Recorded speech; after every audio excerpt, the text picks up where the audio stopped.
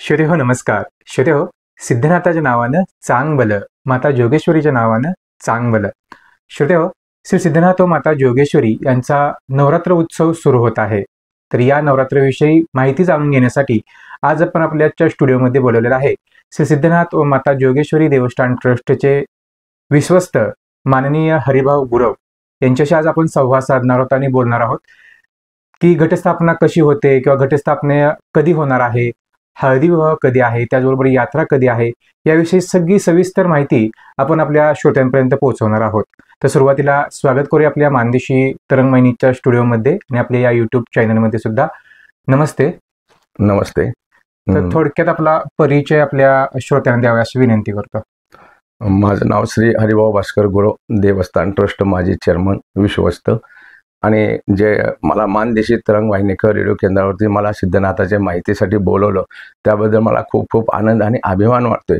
आणि मानदेशी रेडिओ वाहिनीचे मी धन्यवाद देतो की त्यांनी मला बोलवलं आणि देवाबद्दल माहिती विचारली. तर ते संपूर्ण शास्त्रयुक्त आणि पुराव्यानिशी आधारासहित संपूर्ण माहिती आज मी तुम्हाला सर्वांना सांगत आहे. नक्कीच. तर सुरुवातीला म्हणजे जे आपले आता सिद्धनाथ व माता जोगेश्वरीचा नवरात्र उत्सव जो आहे तर तो केव्हापासून चालू होते, म्हणजे त्याची घटस्थापना जी आहे ती केव्हा होते आणि त्याचं महत्व काय आहे घटस्थापनेचं, त्याविषयी काय सांगाल? घटस्थापना आता चालू वर्षानं जर आपण बघितलं, प्रतिवर्षी घटस्थापना असते. तर या चालू वर्षापासून 22/10/2025 घटस्थापना बुधवारी होत आहे. यावेळेला 3 वाजता मंदिर उघडून मग त्या ठिकाणी देवाचे स्नान वगैरे करून साधारण सूर्योदयाच्या टायमिंगला नाथांची घटस्थापना होते. म्हातारा देव म्हणून जे आहेत त्या ठिकाणी बाहेर, नाथांच्या बाहेर त्या ठिकाणी घटस्थापना होऊन प्रत्येक वेळेला ते फुलांची आणि पानांची माळ घालून त्या घटस्थापनेला सुरुवात होते. आणि जेवढे भाविक लोक असतात हे अखंड नंदादीप त्या ठिकाणी 24 तास चालू असते. आणि ही घटस्थापना ही केव्हापासून सुरू झाली किंवा हे घटस्थापनेची प्रथा कधी सुरू झाली ह्याविषयी मी त्याला आपल्याला थोडक्यात माहिती करतो. कधीपासून हे घटस्थापना सुरू झाली. तर हे मसवड हे जे आहे हे पूर्वी आपला जे भाग आहे हा मसवड हा दंडकारण्य म्हणून प्रसिद्ध होता. या ठिकाणी दंडकारण्य असल्यामुळे या अरण्यामध्ये ऋषी मुनी तपश्चर्या, होम हवन, जप, ध्यान करत होते. पण काही असे काही राक्षस वृत्तीचे लोक होते की ते त्या ठिकाणी त्या ऋषीमुनींना त्रास द्यायचे, त्यांचे जप तप ध्यान यामध्ये विघ्न निर्माण करायचे. आणि हे सगळे ते खूप त्रासल्यानंतर सर्व ऋषींनी, भक्तांनी आणि साधू संतांनी एकत्र बैठक घेतली आणि त्यांनी विचारलं की हे असं कुठपर्यंत चालणार. देव, देश, धर्म, शास्त्र, देवांतर सांगितलंय की ज्यावेळी अन्याय होईल, दुष्टांचा ज्यावेळी जास्त दुष्ट होतील त्यावेळी मी स्वतः काहीतरी मार्ग काढून भक्तांचं रक्षण करायला आमच्या इकडे कोणीच वाली नाही का काय, असं त्या ऋषीमुनींनी सगळ्यांनी विचार केला. सगळे ऋषीमुनी आणि भक्तगण गोळा होऊन ते ब्रह्मदेवाकडे गेले.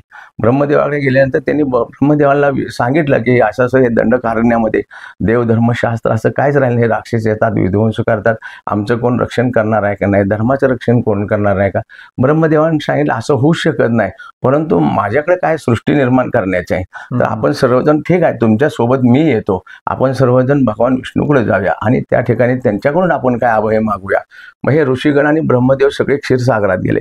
क्षीरसागरी गेल्यानंतर त्या ठिकाणी भगवान विष्णू शेषशय्येवर विश्रांती घेत होते. त्यावेळी ह्या ब्रह्मदेवाने आणि त्या ऋषीमुनींनी भगवान विष्णूची स्तुती केली. त्या ठिकाणी स्तुती केल्यानंतर भगवान विष्णू प्रसन्न झाले आणि त्यांनी विचारले का बाबा आपण एवढे सर्वजण ब्रह्मदेवासहित आला, असं काय मोठं संकट तुमच्यावर आलंय. तेव्हा मग ब्रह्मदेवाने सर्व वृत्तांत दंडकारण्यातला त्यांना सांगितला. दंडकारण्य ते सर्व त्यांचं कथन, त्यांचं सर्व अडचणी ऐकून घेतल्यानंतर मग विष्णूने सांगितले की पृथ्वीचं म्हणजे सृष्टीचं पालन पोषण मी करू शकतो. विनाशाचं काम असेल तर आपल्याला भोलेनाथाकडे, शिवशंकराकडे जावं लागतं. कुठल्याही गोष्टीचा नाश म्हणजे सृष्टीचं एक नियम असा निक्रम असा आहे की ब्रह्मदेव सृष्टीची निर्मिती करतो. सृष्टीमधील सर्व जीवजंतूंची निर्मिती करणे हे ब्रह्मदेवाचं काम असतं आणि भगवान विष्णू आहे ते त्यांचे पालन पोषण करतात. जीवाला जन्म दिल्यानंतर त्याचं संपूर्ण पालन पोषण हे भगवान विष्णू करतात. आणि एखाद्या वेळेला ठिकाणी महापाप झालं, कुठं अन्याय झाला तर त्याचा नाश करून पुन्हा धर्माचं रक्षण करण्याचं शिवाचं काम असतं. म्हणजे विनाश हा शंकराकडे असतो. म्हणून आपण पाहतो ना, पृथ्वीचा प्रलय व्हायचा असेल तर भगवान शंकर तिसरा डोळा उघडतात, मग त्या ठिकाणी पृथ्वीचा विनाश होतो. मग हे भगवान विष्णूने सांगितलं की तुम्ही आलात एवढे हे ना, तर मी स्वतः तुमच्याबरोबर आपण कैलास पर्वत भगवान शिवांच्याकडे जाऊया. मग हे सर्वजण मिळून सगळेजण मिळून कैलास पर्वतावर शंकराकडे महादेवाकडे गेले. त्यावेळी महादेव समाधीस्थ ध्यानस्थ बसलेले होते. मग ब्रह्मदेव, विष्णू आणि ऋषीमुनींनी ह्या सर्वांनी तपश्चर्या करून ध्यानधारणा करून भगवान शिवांची स्तुती केली. स्तुती केल्यानंतर मग स्तुती पूर्ण झाल्यानंतर मग ज्यावेळी भगवान शिवशंकर ज्यावेळी समाधीतून ज्यावेळी हे झाले, जागृत झाले, त्यावेळी त्यांनी विचारलं हे सगळे लोक आलेत, ब्रह्म आलेत, विष्णू आलेत, हे ऋषीमुनी आलेत. मग त्यांनाही आश्चर्य वाटलं की असं काहीतरी घटित घटना घडली, एवढे सगळे शक्य नाही, जे एवढ्या स्टेपला होऊ शकत नाही. मग त्यांनी भोलेनाथाने विचार केला की काय हे तुम्ही सगळे असं काय मोठं पृथ्वीवर संकट आलेलं आहे. मग त्यावेळी त्यांनी त्या ठिकाणी ब्रह्मदेवा आणि विष्णूने हा झालेला सगळा वृत्तांत त्यांना सांगितला. तर नाथ महाराज सांगितलं काय हरकत नाही, म्हणजे शंकर आणि महादेवाने सांगितलं काय हरकत नाही, मी लवकरच तुमच्या ह्या सर्वांचा त्या दैत्यांचा नाश करून तुम्हाला अभय देऊन मी तुमचं संरक्षण करून धर्माचं रक्षण करून पुन्हा तुमचं कुलाचार किंवा देव धर्म पूजापाठ व्यवस्थित चालेल ह्याचं मी व्यवस्था करतो असे शंकरांनी सांगितलं. तर मग शंकरांनी सांगितलं की काय हरकत नाही, म्हणले मी सिद्धनाथ या नावाने अवतार घेतो. मग भोलेनाथाने शिवशंकराने सिद्धनाथ या नावाने काळभैरव अष्टमी दिवशी त्यांनी आपल्या भुजेतून, म्हणजे आता 2 ठिकाणी काय म्हणतात, पर्वतावरती जठा आपण केलेला आहे त्याचा उल्लेख 2 ठिकाणी सापडतो. एका ठिकाणी असं भुजेतून त्यांनी अवतार, जे कुलदैवत असतात, जे शंकराचे जेवढे अवतार झाले ते विनायोनी असतात, हे सिद्ध असतात, म्हणजे स्वयंभू असतात, त्यांना असं हे करता येत नाही. म्हणजे आपण जे इतर कसं जन्म आपल्याला होतं तसं त्यांचा जन्म नाही आणि मृत्यू नाही, हे सिद्ध पूर्ण, म्हणजे असे ते स्वयंभू असतात. मग त्या ठिकाणी भोलेनाथाने शंकरांनी स्वतः सिद्धनाथ या नावाने अवतार घेतला. अवतार घेतल्यानंतर त्या ठिकाणी ऋषी महर्ष, मोठमोठे विद्वान, मोठमोठे पंडित, सर्व देवदेवता हजर होत्या. मग सर्व देवताने मग नाथांना कोणी घोडा दिला, कोणी शस्त्र अस्त्र, आपल्याकडे असणारे ढाल तलवार असे किंवा पशुपती अस्त्र, जेवढे सर्वांनी आपापली शक्ती देऊन सर्व शक्तिमान असं सिद्धनाथाला एकदम पॉवरफुल मध्ये सगळ्यांनी हे दिलं, त्यांना वरदान दिलं सगळ्यांनी अभय. आणि असतानाच ते भोलेनाथ होते, त्यांना काय म्हणजे स्वतःच असतानाच ते मुळात ते होते. मग त्या ठिकाणी त्यांनी शिवानी त्यांना सांगितलं की तुम्ही पूर्वेकडे तोंड करून घोड्यावरती बसून तुम्ही जावा दंडकारण्याकडं, पण ज्या ठिकाणी घोड्याचा तुमचा पाय रोईल त्या तुम्हाला पाताळात जायचा मार्ग मिळेल.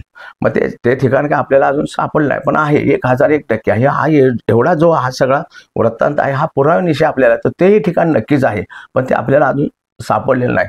मग ते दंडकारण्याकडे घोड्यावरून सिद्धनाथ ज्यावेळी प्रवास करत आले त्यावेळी ते ज्या मार्गाने आले, मग कैलास पर्वतावरनं ते अमरनाथ, बद्रीनाथ, केदारनाथ, वैष्णवदेवी असे करत करत ते काशीवरला आले. काशीवरनं मग ते असं सोनारीला आले. परंतु या दरम्यान त्यांच्या घोड्याचा पाय कुठेतरी रोवला गेला आणि तिथून त्यांना पाताळात जाण्याचा मार्ग मिळाला.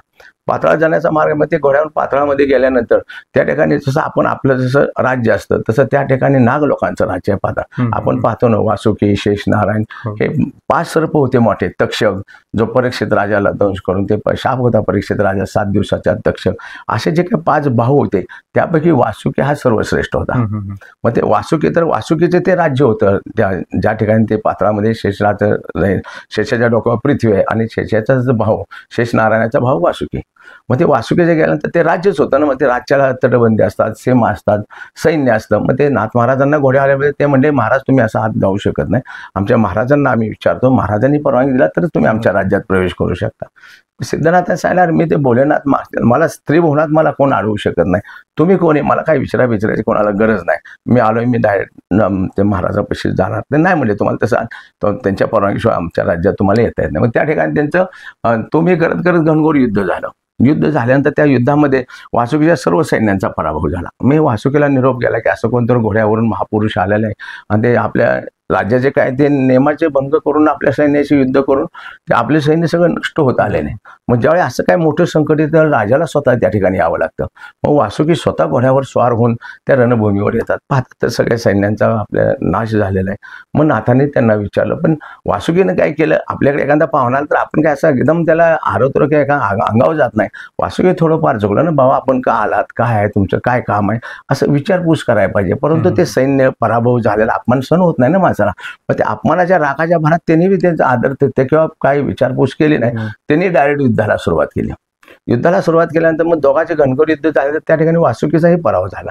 पराभव झाल्यानंतर मग ते फण्यावरती असे नाथाने त्रिशूळ मारलेला, तो फणा रणभूमीवर पडलेला. मग पूर्वी असा नियम असायचा की पराभव झाला तर तह केला जायचा. पण त्यांचा पराभव झाला तर राहिलेल्या सैनिकांनी जाऊन वासुकीची मुलगीची योगेश्वरी म्हणजे आता सध्या जे आपण योगेश्वरी म्हणतो ही योगेश्वरी वासुकींची मुलगी आहे.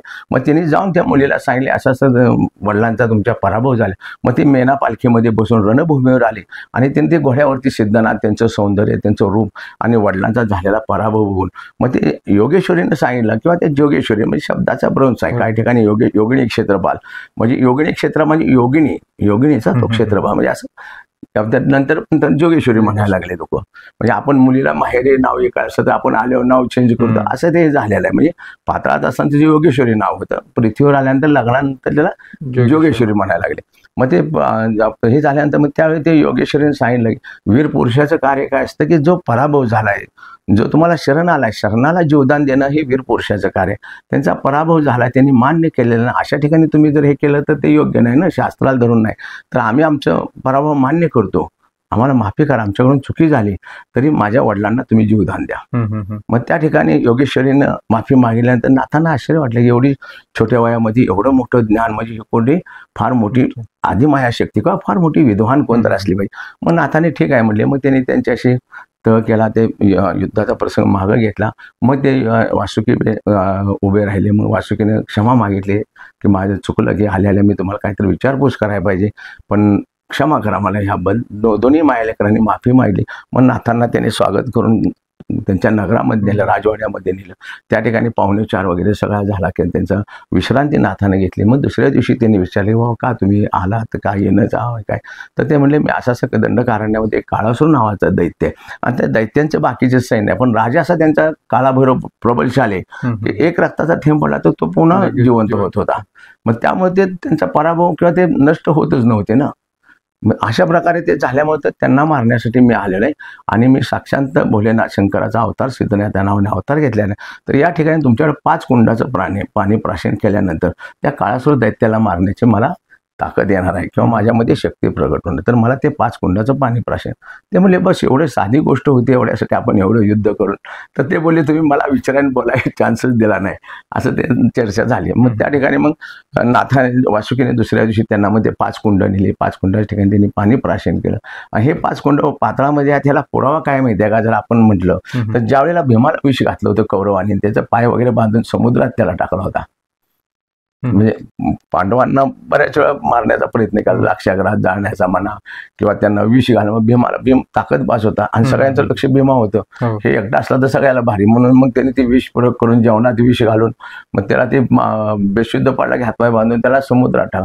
मग भीम ज्यावेळी पाताळामध्ये गेले तर ते भीमाची ताकद बाळी सगळं सौंदर्य बघून एक नागकन्या त्याच्यावर प्रसन्न झाली की ते बोलत होते की तू माझ्याशी विवाह कर. तर तो म्हणला माझी पत्नी आहे सगळं आहे मी असं धर्म माझ्या शास्त्राप्रमाणे डबल विवाह करू शकत नाही म्हणले पण माझी इच्छा आहे तरी इच्छा असली तरी नाही. मग ते जरा भीमानं प्रेमाचं नाटक केलं किंवा ठीक आहे चला ठीक आहे तू म्हणतेस मान्य आहे मला असं करून. मग ते म्हणले की तुम्ही जर एवढं हे आहे तर मी तुम्हाला अमरनाथ म्हणजे एक आमच्या पात्रामध्ये लोकांचा नियम आहे की 5 कुंडाचं पाणी ते प्राशन केलं तर तुम्ही ज्यावेळी तुम्ही कुठलंही युद्ध करा कुणीही तुमच्या पुढे येता ज्यावेळी तुमचा पराभव होऊन तुम्ही म्हणजे तुम्ही ज्यावेळी पाठीव पडाल त्यावेळी तुम्हाला 10 हत्तीचं बळ येणार. परत पाठीव पडला की तुम्हाला 100 हत्ती जसं तुम्ही पाठीवर हे कराल तसं तुम्हाला त्याच्या 1000 पटीनं ताकद वाढली. त्यामुळे भीमाचा पराभव कधी होत नाही. मग ते 5 कुंडातलं प्राणी भीमानं प्राशन केलं होतं.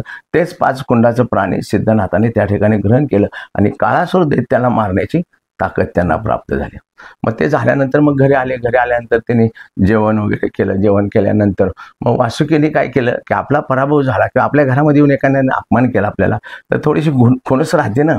वासुकीला वाटलं माझ्याच राज्यात आले न विसरता आले परत ते माझाच पराभव केला. मग त्यांना ते खुणस वाटलं. मग ते भोजनामध्ये त्याने कपट येणं त्या वासुकीने थोडं विष त्या नाथांना त्या म्हणजे विष त्याचं जे असेल ते त्याने टाकल्यानंतर जेवण झाल्यानंतर मग ते म्हणले ठीक आहे माझं कार्य झालं मी निघतो. तर ते म्हणले तुम्हाला काय असं काय त्रास वगैरे काय नाही म्हणजे मला त्रास होऊ शकत नाही तुम्ही काय केलं ते सगळं मला माहिती आहे. मी साक्षात भोलेनाथ शंकराचा अवतार आहे ज्याने हलाल विष प्राशन केलं तर तुमच्या येणं काय होणार आहे. तुम्ही तुमचं कर्तव्य केलं की बाबा ठीक आहे राग हा प्रत्येकाला येतो तुम्ही काय काळजी करा मला त्याचं काय होणार नाही.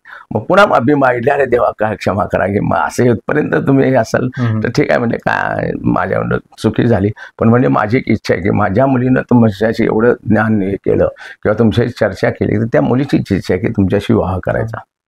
त्यावेळेला सिद्धनाथांनी सांगितलं की विवाह वगैरे करण्यासाठी काही मी अवतार घेतलेला नाही, भक्तांचं रक्षण करून दुष्टांचा नाश करणे, विवाह संसार प्रपंच हे आत्ताचे ह्याच्यामध्ये तर माझं काही नाही आहे, त्यामुळे हा आग्रह काय तुम्ही करू नका, मी आपलं रिटर्न परत जातो मी.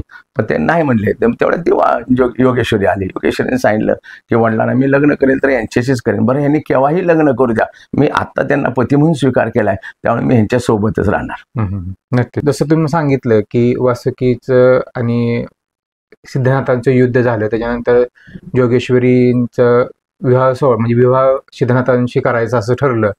आणि मग सिद्धनाथांनी योगेश्वरी माता ज्यावेळेस आपल्या पृथ्वीलोकावरती आले, तर मग त्यावेळेस फक्त तेच आले का आणखीन काही झालं, त्याच्याबद्दल काय सांगाल?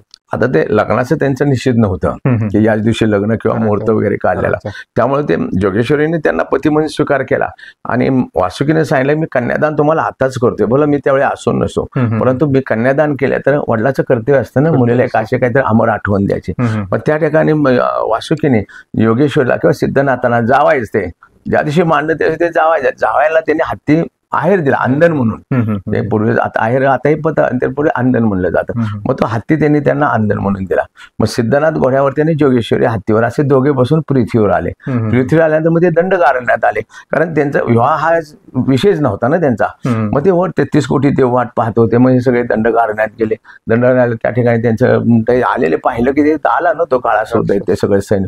मग त्यांचं घनघोर युद्ध झालं. घनघोर युद्ध झालं तर इतकं मोठं युद्ध सुरू होतं तरी नाथांना लवकर विजय प्राप्त होण्याची लक्षणं दिसणार. मग त्या ठिकाणी 33 कोटी देव होते. मग त्यांना लक्षात आलं की आपल्याला जर कुठल्या कार्यामध्ये यश करायचे असेल किंवा लवकर आपल्याला एखाद्या कार्याची प्राप्ती करायची असेल तर आपण घटस्थापना करून आपण संकल्प करू सर्व देवदेवत्यांनी. मग 33 कोटी देवांनी याप्रमाणे जसं आपण घटस्थापना आता करतोय अशी घटस्थापना करून त्यांनी संकल्प केला की नाथ महाराजांना लवकरात लवकर ह्या काळासुद्धा दैत्यांना मारण्यामध्ये यश यावं. मग 33 कोटी देव 12 दिवस रात्रंदिवस घनघोर युद्ध चाले, 12 दिवस उभा होते. म्हणून उभे नवरतकरी काय असे मोठा संकल्प असेल तर ते उभे नवरतकर. मग त्यावेळेची ती प्रथा ते आता उभे नवरतकरी आपण पाहतो तसंही व्यस्त आहे ते. मग त्या ठिकाणी ते घनघोर युद्ध मग ते 12 दिवस रात्री 12 वाजता मग त्या ठिकाणी नाथांनी काळासूर दैत्याचा नाश केला. पण तो रक्त पडलं तर खाली पुन्हा जिवंत होत होता ना. मग आपण जर आता जरी नाथांची मूर्त पाहिली तर त्यांच्या बाजूला डाव्या हातामध्ये असे हे आहे मुंड काय त्या दैत्याचं काळासुराचं. मग त्या ठिकाणी काही प्राण्यांनी देवाला युद्धाच्या वेळी मदत केली. जसं आपण बघतो खंडोबानी समजा किंवा दुर्गा देवी असेल तर सिंहावरती बसलेले आहे. मग खंडोबा असेल तर ते कुत्र्याने सुद्धा येऊन एका दैत्याला धरलेलं आहे असं, किंवा घोड्याने मदत केली. म्हणून मग ह्या देवाने ज्याची मदत घेतली किंवा देव कोणाच्या असं ऋणी राहत नाही. तुम्ही काय आलं तर तुमचं ऋणमुक्त केलं जातं. तसं त्या प्राण्यांना सुद्धा त्यांनी वरदान दिलं, तुम्ही आम्हाला युद्धामध्ये मदत केली तर बोल तुम्हाला काय वरदान पाहिजे. ते म्हणले काय आम्हाला असं करून तुमची कायम सेवा घडावी ना, आमचं सेवक म्हणून तुम्ही आमचे सेवक किंवा आम्हाला वाहन म्हणून तुम्ही आमचा स्वीकार करा. ह्यातच आम्हाला सर्वस्व पोचलं. मग त्याप्रमाणे ते घनघोर युद्ध झालं तर दैत्याला मारलं. मग नाथांच्या डाव्या हातात ते शिर आहे अजून आपण पाहिलं तर. मग त्या ठिकाणी कुत्रा श्वान पळत आला आणि ते रक्त पडलं की तो पुन्हा जिवंत होता. धड पडलं बाहेर जे होमे दोन्ही कुंड्या आहेत त्या धड पडलं, पण शिरत मधून रक्त ते गळणारच ना. पण ते पडायच्या त्या कुत्र्यावरून ते रक्त तोंडात झेललं. म्हणजे तो येणे करून जे नेम होता त्याचा रक्त जमिनीवर सांडण्याचा तो प्रकार घडलाच नाही. धड कुंड द्या होमामध्ये पडून जुळून भस्म झालं आणि ते कुत्र्यानं ते श्वानानं ते रक्त झेललं. त्यामुळे तो खाली पुन्हा जिवंत झालाच नाही ना. आणि त्या ठिकाणी तो नष्ट झाला. मग 33 कोटी देवांनी जय जयकार केला की नाथांनी काळासूर दैत्य मारला. म्हणून त्या ठिकाणी त्यांचं नाव काळभैरव पडलं. मूळचं नाव त्यांचं सिद्धनाथ, पण काळासूर दैत्य मारल्यानंतर त्यांना काळभैरव, भैरवनाथ, सिद्धनाथ एकाच देवाचं नाव आहे. मग त्या ठिकाणी मग 33 कोटी देवांनी जय जयकार केला आणि सर्व देवांनी सांगितलं की नाथ महाराज एवढं मोठं काम तुम्ही केलेलं आहे, ह्याच टायमाला आपण हे शुभ कार्य करूया. म्हणून त्या ठिकाणी 33 कोटी देवांनी साक्ष ठेवून सर्वांनी त्यांना पुष्पवृष्टी करून सिद्धनाथ आणि जोगेश्वरीचा विवाह त्या ठिकाणी. मग त्यावेळेचं टायमिंग त्यावेळेला रात्री 12 वाजले होते. मग तेच टायमिंग आपण आता सुद्धा रात्री 12 म्हणजे रात्री 12लाच लग्न काय लागतं तर हे 33 कोटी देवाच्या साक्षीने त्या टायमाला तो एक शुभविवाह झाला. ते प्रथाच आपण त्या नियमाने चाललेला असतो. नक्कीच.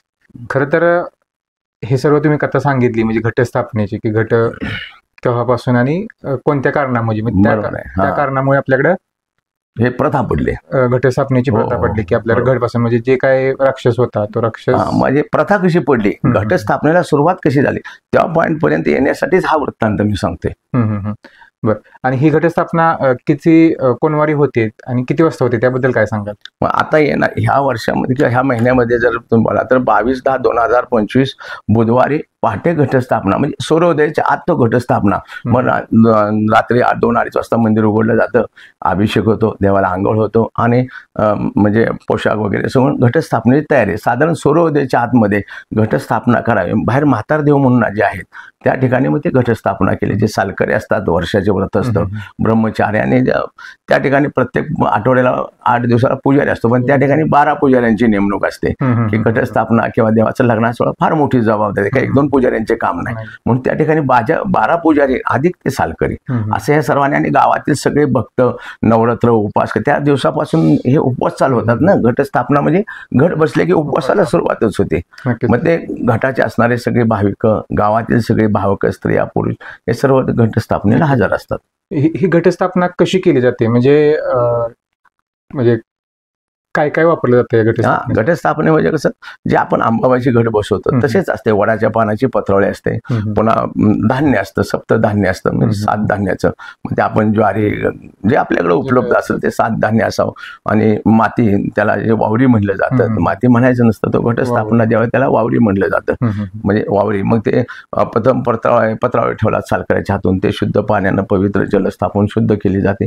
त्याच्यावर वावरी पसरून मग त्याच्यावर प्रत्येक थराला असं ते धान्य असं 7 थर आपण देतो, सप्तधान्याचे 7 थर देतो. आणि त्याच्यावर घटस्थापनेची एक मोठी कळशी असते.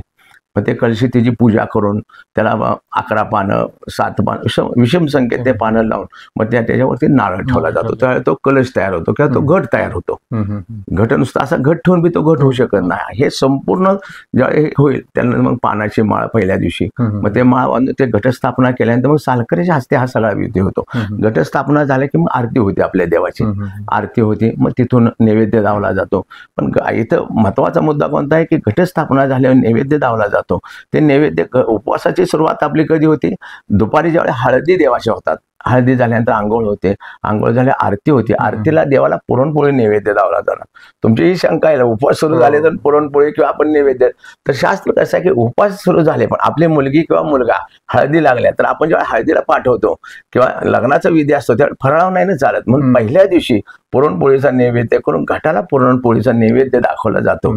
आणि देवाचं ज्यावेळी आरती होती, आरतीला पुरणपोळी देवाला नैवेद्य दाखवायचा. आणि एकदा देवाला पुरणपोळीचा नैवेद्य आले की उपवासवाल्याने ते जेवण करायचंय, उपवास सुरुवात करायची. आणि तिथून मग आणि देवाच्या आरतीला सुरुवात झाली की घटाला नमस्कार करायचा, नैवेद्य दाखवायचा, प्रदक्षिणाला लोक जातात. प्रदक्षिणाचं मग देवाचा जो काय नैवेद्य दावलेला असतो तो प्रसाद खायचा, म्हणजे त्या दिवशी ते जेवण करतात. परंतु तिथून पुढे 12 दिवस कंटिन्यू फराळ असतं. आणि फराळामध्ये असं काही शंका नाही की काही लोकांचं असं म्हणते ते वरवी चालते का खिचडी चालते. उपवासाला चालणारे इतर दिवशी तुमचे सगळे पदार्थ देवाच्या 12 दिवसात चालतात. खिचडी, भगर, वरवी, रताळे वगैरे. काहींचे असे कुठल्या उपवासाला ते वरवी चालत नाही, लोकांचा गैरसमज होतो. मग ते 12 दिवस असतात ना, काय ना काय पथ्य असतात म्हणा. तर त्यासाठी 12 महिने रेग्युलरला जे उपवासाला पदार्थ चालतात, फळे चालतात, ते संपूर्ण 12 दिवसामध्ये आपल्या उपवासाला चालतात. नक्कीच. आणखीन एक असं की आपल्या ज्या घट बसवला जातो त्या ठिकाणी एक समय सुद्धा आपण सगळ्या ठेवत असतो. नंदादीप, त्याचं प्रतीक काय आहे? त्याचं प्रतीक काय? नंदादीप म्हणजे कसं आहे की हे एक प्रकाशाचं प्रतीक आहे. आपण जिथे उजेड असेल तिथे लक्ष्मी असते, अंधार असेल त्या ठिकाणी अवलक्ष्मी असते.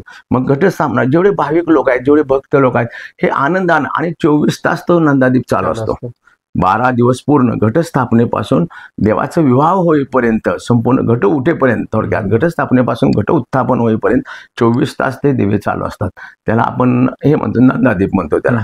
मग असे जे भक्त लोकांनी गावातले दिलेले असतात भरपूर, पुजारी लोकांच्या काय असतात. आणि काही भक्त लोक इथं पोहोचू शकत नाहीत, पण असे भक्त लोक काय पुजाऱ्याचे कॉन्टॅक्ट, ज्या त्या पुजाऱ्याचे कॉन्टॅक्ट, महाराज आम्ही तिथपर्यंत देऊ शकत नाही पण हे माझे नंदादीप तुम्ही चालवा. मग ते पुजाऱ्याला 12 दिवसामध्ये लागणारे तेल म्हणा किंवा एखाद्याला वाटले समय द्यावे तर ते स्वतःचे समय देतात, 12 दिवशी तेल देतात. मग ते पुजाऱ्यांचं काम असतं की बाबा त्या भक्ताला नव्हते तो नंदादीप 24 तास चालू ठेवायचा, ही पुजाऱ्यांचं काम असतं. असं ते 12 दिवस कंटिन्यू नंदादीप चालू असते. नक्कीच. जसं तुम्ही म्हणाला की त्या दिवशी म्हणजे घटस्थापना झाल्यानंतर 10:30 वाजता हळदी विवाह, 11 हळदी सोहळा असतो 11 वाजता. तर त्याच्या पाठीमागचं कारण काय सांगाल, किंवा मग तिथनं विवाह सोहळ्याची सुरुवात होते का, त्याबद्दल काय सांगाल? तर घटस्थापना झाली की दुपारी 11 वाजता देवाला आणि देवीला दोन्हीला हळदी लावत. म्हणजे आपल्याकडे कसं आहे, देवाकडून आपल्याला जे धर्मशास्त्र रीती परंपरा देवापासून आपल्याकडे आलेत, आपल्यापासून देवाकडे गेलेले नाहीत. मग लग्न देवाचा सोहळा आहे. मग घटस्थापना, ज्या दिवशी घटस्थापना सकाळी होते सूर्योदयाला आणि 11 वाजता ते देवाच्या उत्सव मूर्ती बाहेर आणल्या जातात आरती झाल्यानंतर. मग बाहेर पलंगावरती ठेवून मग 11चं टायमिंग, म्हणजे ते काय आपण जे पाहतो पंचांगणात जे टायमिंग असतं हळदीचं टायमिंग त्यांच्या ज्याप्रमाणे त्याप्रमाणे त्या कालावधी त्या नियमानुसार 11चं त्यांचं हळदीचं टायमिंग आहे. मग ते 11 वाजता बाहेर त्यांचा जो मंडप आहे, हत्तीचा मंडप, त्या ठिकाणी पलंग वगैरे बांधून सुशोभित करून हळदी लावण्यासाठी जे काय, मग त्या ठिकाणी ज्याचे त्याचे मान आहे ते बाबा हळदी, तर हळदीचा मान कोणाला असतो, तर अगोदर चौक भरण्याचा मान हे परीट समाजाच्या त्या सवासणीला असतो. मग ते परीटण्याच्या सवासणीला बोलवलं जातं, तिला अगोदर निमंत्रण दिलं जातं. मग ती अगोदर येते, ते चौक भरते.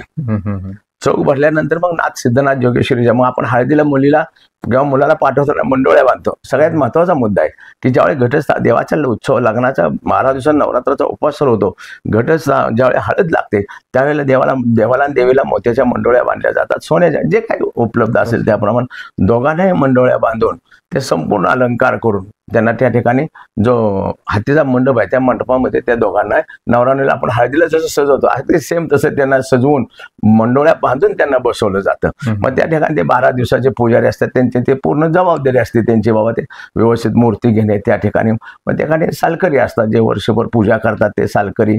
मग पहिल्यांदा त्या ठिकाणी हळद लावण्याचा कार्यक्रम असतो, ते सालकरणीला मान असतो. म्हणजे जे सालकरी आणि सालकरीण हे देवाचे वर्षभर देवाचे प्रतिरूप मानलं जातं आणि कुठलीही सुरुवात करायची असेल तर त्यांच्याकडून ते सुरुवात केली जाते. मग सालकरीकडून पहिल्यांदा हळद लावली जातात देवाला देवीला, आणि तिथून मग आलेल्या सर्व सवासणींना तो पूर्णपणे देवांना हळद लावायचा आहे. मग त्या हळदीचा कार्यक्रम सुरू असतो. मग जवळजवळ त्या हळदीला त्या दिवसामध्ये 2:30-3 वाजता जसं टाइम जास्तीत जास्त 3च्या आत त्या उरकावं लागतं, कारण दुपारी 3ला देवाची दुपारी असते ना, 5 वेळा आपल्या देवाची आरती होते. मग दुपारी जी देवाची ज्या आरती असते त्या आरतीच्या त्या हळदीचं उरकावं लागतं. म्हणजे बंधन आहे, गर्दी वाढली तर मग त्याला हे करून गडबड करून पण त्या वेळेचं उरकावं लागतं. मग हळदी झाली की आपण कसं आंघोळ घालतो, मग ते देवाच्या हळदी झाल्या की मग बाहेर हत्तीच्या मंडपामध्ये पाठीमागे एक मोठा मंडप आहे, त्या ठिकाणी सर्वांच्या हातून त्या सवासणीच्या हातून देवाला देवीला आंघोळ घातली, आंघोळ घालून त्यांना पोशाख करून मग मंदिरामध्ये नेतात. मग त्या ठिकाणी त्यांची आरती वगैरे ते चालू होते. मग प्रदक्षिणाला उपवासवाले सगळे प्रदक्षिणाला, मग त्यावेळेला सुद्धा पुरणपोळीचा नैवेद्य दावला जातो हळदी लावल्यानंतर. ही जी आपण 12 दिवस प्रदक्षिणा मारतो त्याचं काय कारण आहे किंवा त्याची प्रथा काय आहे का? 12 दिवस प्रदक्षिणा मारण्याचं एक व्रत आहे. म्हणजे आपण उपवास केला तर उपवासामध्ये कसे नियम आहेत, चप्पल घालत नाही आपण, किंवा बाबा कुठल्या असं म्हणजे आहारामध्ये सुद्धा एक सात्विक आहारामध्ये असले पाहिजे. आणि हा प्रदक्षिणा घालणं एक तपश्चर्या आहे. म्हणजे 12 महिने जे तुम्ही उपवास करणारे लोक आहे, जे 12 महिने तुम्हाला पुण्य जे प्राप्त होतं त्याच्यापेक्षा किती लाखो पटीने ह्या 12 दिवसामध्ये मिळतं. आणि ते हे फार कडकवडतस्त असतं. म्हणजे गावातील सगळे अगदी लहान मुलापासून लहान मुलीपासून अगदी वयस्कर लोकांपर्यंत हे सर्वजण श्रद्धेनं करतात. नाथांच्या नगरीमध्ये एवढं मोठं आवाढव्य लोकांचं भक्ती देवाबद्दल प्रेम, आणि देवाचंही लोकांच्यावरती आणि मसोड नगरीवर प्रेम आहे की चप्पल नाही घालायची, व्रतस्थ राहायचं, आणि विदाउट चप्पल नुसते उपवास करायचे नाहीत. सूर्योदयाच्या आत जास्तीत जास्त पहाटे उठल्यानंतर सूर्योदयाच्या आत देवाला नमस्कार करायचा, आणि ते भांडं असतं त्या भांड्यामध्ये हळदी कुंकू शेंगदाणे तांदूळ टाकून एखादं फूल घेऊन सात्विक फूल घेऊन मग ते नाथापासून सुरुवात करायची प्रदक्षिणाला. मग ते पूर्ण नगराला प्रदक्षिणा करायची. पूर्ण नगरामध्ये जेवढे देव आहेत जवळजवळ 5-7 किलोमीटरचं अंतर असतं. पायात चप्पल न घालता उपवासवाले तर कंपल्सरी करतात. पण काय कारणास्तव एखाद्याला उपवास नाही काढ, लहान मुलं आहे उपवास नाही पण देवा बघते तरी तो सुद्धा ते करतो पाहून सगळ्यांचं. मुली लहान आहेत, उपवास आई करते पण सोबत मुलंही जातात. काय वयस्कर लोक असतात, तरुण करतात, सर्व पुरुष स्त्रिया सर्व करतात. एकही गावामध्ये असं मला वाटत नाही की एकही घर आमचं असेल की म्हणजे गावाचं असेल ते नाथ महाराज नगरीत की कोणी प्रदक्षिणा करत नाही.